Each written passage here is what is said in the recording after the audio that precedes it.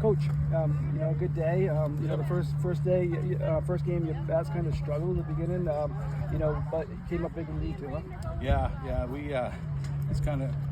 We struggle against slower pitching like that. We have trouble being disciplined and staying back. Everything wants to be, hit 400 feet. Old Orchard actually is the one that started that with us this year. And I was joking with that coach. I looked at him. I go, "You talked to Tom?" And he started laughing. He goes, "Yes, I did." But that will only last for so long. These guys will battle, and then they'll stop, and then they'll be disciplined. They'll sit back, and you can only shut us down for so long. You know what I mean? And you kind of did adjust pretty quickly because he came back in game two, and you guys went on quite a run there of base runners. Your top 6 in the lineup all got on base. You guys made the adjustments, didn't you? Yeah, we did. I told them, I'm like, we need Carson for Wainfleet, but I really had no other choice. I had to bring him in. A tight ball game like that.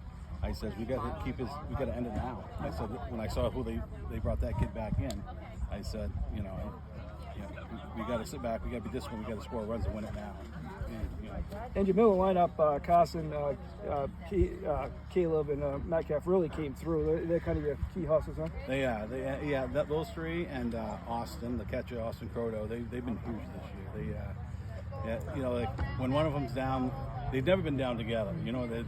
When one's down, someone else will pick them up, and it's just we're a hard team to pitch to. From one to like 6 or 7, it's really hard. And then my bottom guys play really good at the small ball part. They're good bunters and whatnot. So yeah, we're a tough lineup. And talk about Grady in game one. He had all his stuff working, didn't he? Yeah, he did. Yeah, he's a bulldog. He's one of those guys that you just know you put in there, and he's just so you know exactly what you're gonna get from him. He throws pretty hard, and he's got good secondary pitches, and he's got great control.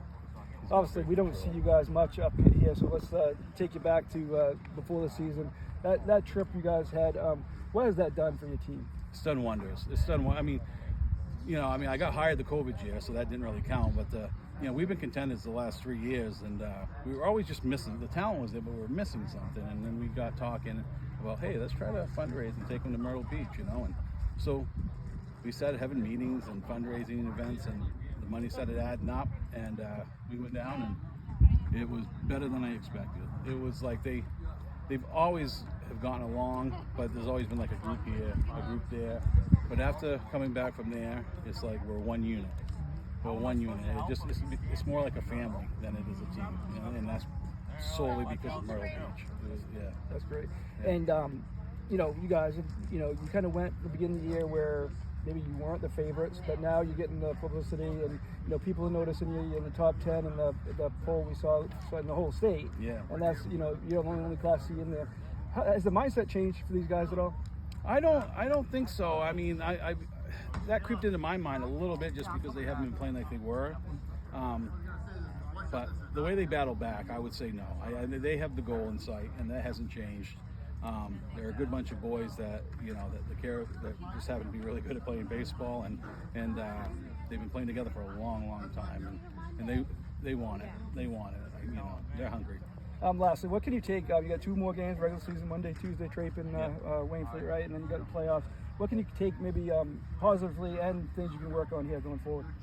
Well, positively, the last few games is that, because at the beginning of the year, I think we had only played like 2 7-inning games there for a while. I mean, we're merciful on everybody, and but we're going to see a lot more games like we've been having in the come playoff time.